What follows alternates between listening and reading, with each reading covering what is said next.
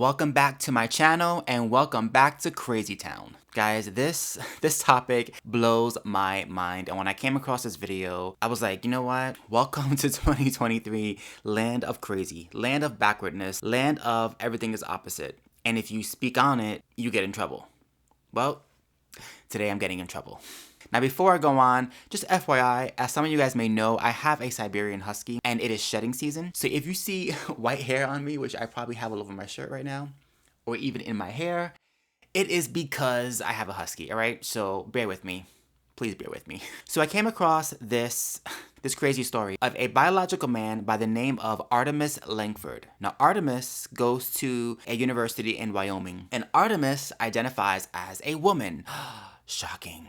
Not really. Artemis is over 6 foot tall, a very large man who identifies as a woman and who wants to be involved in the female sorority house. In fact, not only does he want to be a part of the sorority, but he wants to move into the sorority house because why not, right? And of course, liberal schools, being liberal schools, decided that this biological man was okay to move into a sorority house simply because he identifies as a woman. And as expected, things did not go as planned. So for many of these women, they were made to feel very uncomfortable in their own space. Now, what do I mean by that? Well, Artemis was busy getting erections.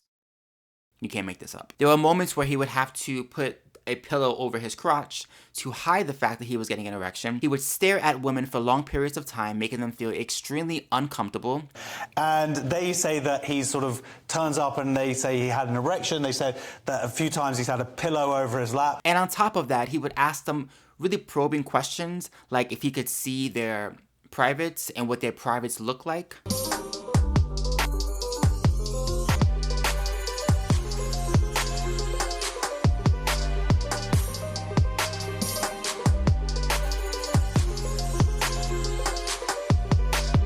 I mean, this guy is creepy, okay? Creepy meter is off the rails.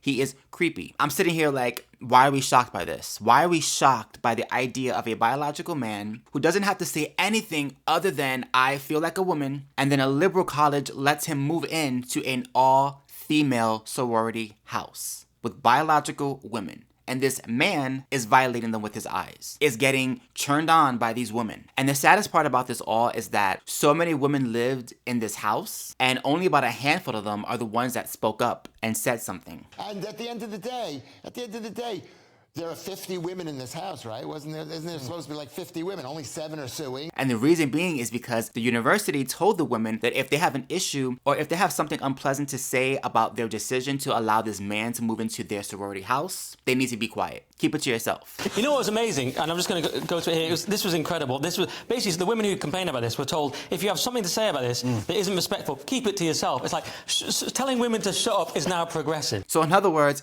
if you're uncomfortable biological woman, tough. Again, welcome to Feminism 2.0, where it's all about protecting biological men in female spaces, and biological women have no say. And if you speak up, you're a bigot, you're a transphobe, you're a horrible person. Take a look at these clips, let's watch them together and react. Was there ever even a thought that they would be letting biological men into a sorority when you pledged Kappa? I was pledged into the sorority in fall of 2020. And at that time, we were assured that there was no open process for those that are not biologically female. And so I would not have joined the sorority to begin with. So what happened was the more senior members of the sorority organized the vote to let this guy in without calling all the sisters there and saying, on Friday, we're having a vote on this backdoor applicant, be there. That didn't happen? Yeah, absolutely. Yeah. So if you weren't at that meeting that night, you didn't get a vote. And that's never how we've really done it. Jalen can talk more on the inside officer side of things. But as someone who had no idea it was happening to begin with, so we were caught off guard. That's just a scary situation. Then the comments made to us by the senior members were very scary and intimidating. And then when they were coming around, making sure you had voted after you had to put your email in the form, it was just a really scary, intimidating situation to be in. Yeah, so I'm willing to bet that these senior members of the sorority are probably a bunch of liberal women because they're the ones that tend to be the loudest voices for the transgender cult movement. And they seem to be more passionate about protecting biological men who identify as women as opposed to biological women, which is backwards to me, but this is how it is. And so it's not shocking to me at all to hear that the senior members of the sorority are the ones who did this vote, this impromptu vote, and put a lot of pressure on the other girls to expose themselves based on how they voted by having their emails attached to their voting record, which is crazy to me. So that's their way of trying to intimidate them and tell them, you better vote woke or you're going to be in trouble. It is in our bylaws that every member is supposed to vote. And this just shows how we were shut down in this situation because not all of us got to give our vote and we were told to shut up. We were silenced in this situation. We were told we were not allowed to speak. We were not allowed to discuss our feelings. We just had to sit there and listen. And honestly, I just can't believe this ever happened. Jalen, is that because they knew they didn't have the votes? Yes, I think that's why we were all so shocked.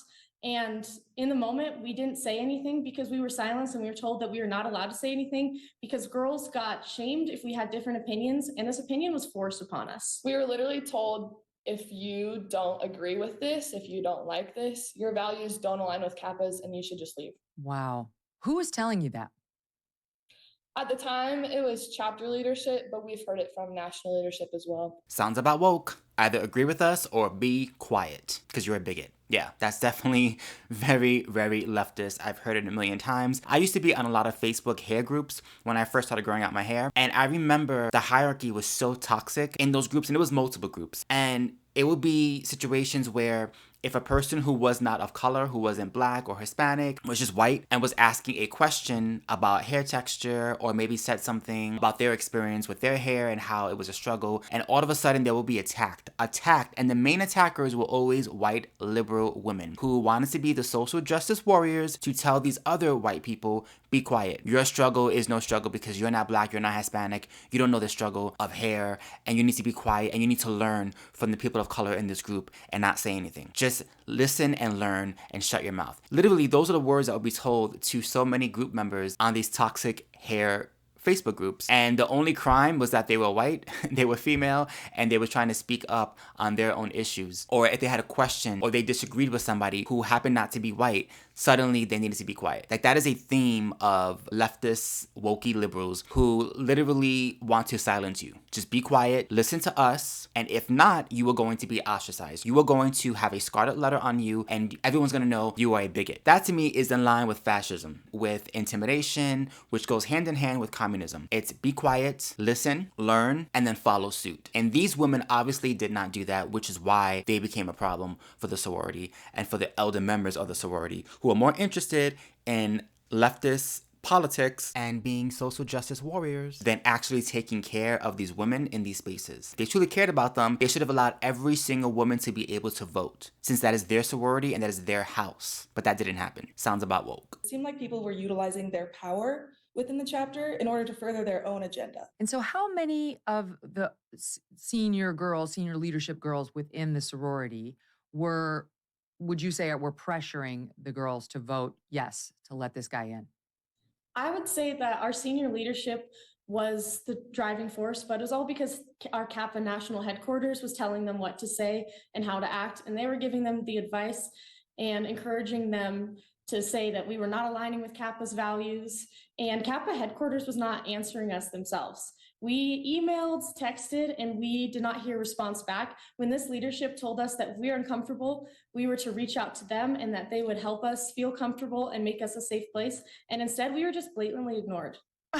You're lucky you weren't told to go to therapy, like the women who objected on the UPenn swim team to Leah Thomas swimming with the women, right? I mean, that's really the next step in this whole drama in most instances in which women find their voices. They're told that they're nuts. I know it's hard, but let me encourage you in what you're doing here and in other areas of your life. Taking great risks is a great thing, male or female, and it leads, whether it works out or it doesn't, to resilience and greater strength. And this is the women's rights issue of your time. You're right. And if you guys don't lead it, like the Riley Gaines way, who will, right? I mean, I'll help, but it's much more persuasive coming from people who have been actually subjected to the negative consequences of this woke ideology being thrust down your throats in the name of tolerance for everyone, except you. Megan said it perfectly. Absolutely perfectly. You have to take risk and you can't be afraid to speak up and speak out. I say that all the time on my channel. And I'm not just saying that as somebody who hasn't been there, because let me tell you something.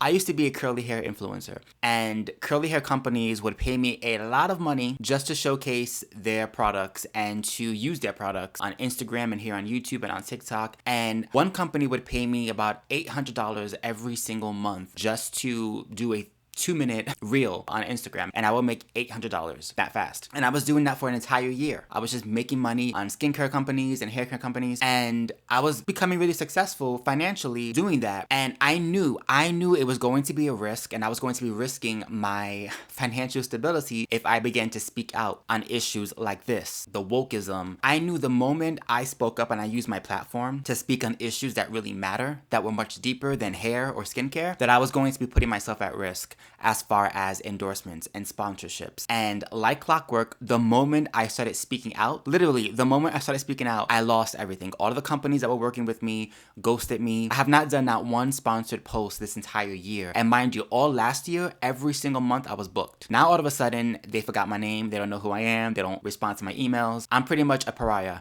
when it comes to the hair community because they are filled with woke people. And if you do not subscribe to that mentality, you get ousted. And that's what happened to me. All of my friends that were a part of that community unfollowed me, blocked me, and pretty much want nothing to do with me. And my crime is that I'm speaking up for biological women because I am not sitting here like a woke zombie and just check marking and saying, yes, I agree, and being quiet. Instead, I'm using my platform to speak up and to speak out. So when I say don't be afraid to speak up, I mean it. I'm not saying that from afar. I'm saying that as somebody who pretty much lost a big chunk of their finances because I decided that speaking up on these issues was far more important than being woke, being quiet, and getting a check. Once Artemis got into the sorority, his behavior started to really shock and offend. So it wasn't just like somebody trying to blend in and get along. It was somebody who was clearly getting off on the fact that he was immersed among all these beautiful girls. Megan, I think the fundamental point, which is addressed in our lawsuit by detailing some of those salacious allegations, is the fact that being a woman is about more than a pronoun and putting on lipstick. Being a woman is more than just a pronoun or wearing lipstick. Can we get a t-shirt with that, please? Because I, as a man, would rock that for the ladies. I definitely would. There are real biological impacts at play. And that's why this case is so important. And I think I speak for all these young ladies. This isn't even just about a safe space. Being in a sorority is about protecting this organization that they love. It's about a womanhood experience, and that is fundamentally rooted in biology. You can't just ignore that. We can't just go with the flow and engage in this individual's delusion. It's not our responsibility, and it's certainly not why these young women signed up for this organization. And so that's what they seek to protect. It's not just standing up for women everywhere and their rights to have safe spaces like bathrooms. It's their entitlement to a womanhood experience, which you and I both know is not just gained one day because you say it so. We've got 18 plus years of cumulative experience of what it's like to purchase a bra and go through menstruation and grow up being a young woman. And this individual will never have that experience, and we're not required legally to indulge that. Ooh, that was a drop the mic moment. In fact, I'm tempted to drop my Blue Yeti mic, but I'm not gonna do that. I spent way too much money on this damn thing. But that was amazing. Like what she just said summed it up so perfectly.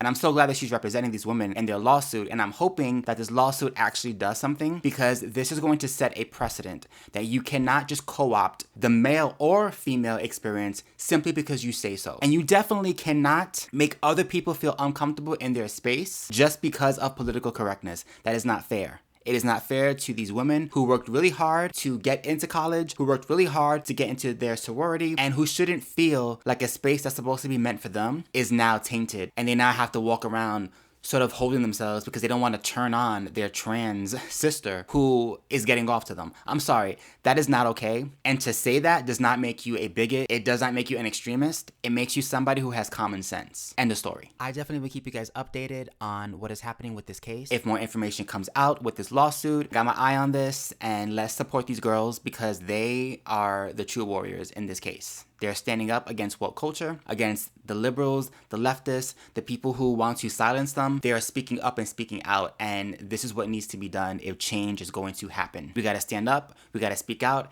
and we gotta support others that are doing so. We just have to. If you enjoy my content, please do not forget to like, comment, and subscribe. Don't forget to hit my notification bell so you know when I post a new video. I try to post consistently. Hopefully you guys are enjoying it and we can grow together. I'm also available on Instagram and on TikTok under CurlyBoyChuck. I am continuously being canceled every single day just for you, and I'll do it over and over again. I don't care. I'm also available on Rumble now under CurlyBoyChuck. I'm gonna have a referral link in my description so you guys can go ahead and click that link. Follow me there and let's fight woke culture together.